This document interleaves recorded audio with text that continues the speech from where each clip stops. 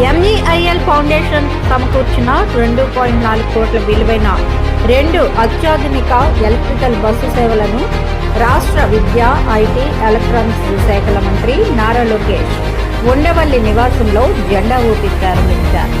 ఈ బస్సుల్లో ఒకటి మంగళగిరి బస్టాండ్ నుంచి ఎన్ఆర్ఐ జంక్షన్ డీజీపీ ఆఫీస్ మీదుగా ఎయిమ్స్ వరకు, మరొకటి మంగళగిరి బస్టాండ్ నుంచి ఎన్ఆర్ఐ జంక్షన్ మీదుగా పానకాల స్వామి గుడి వరకు నడుస్తున్నాయి.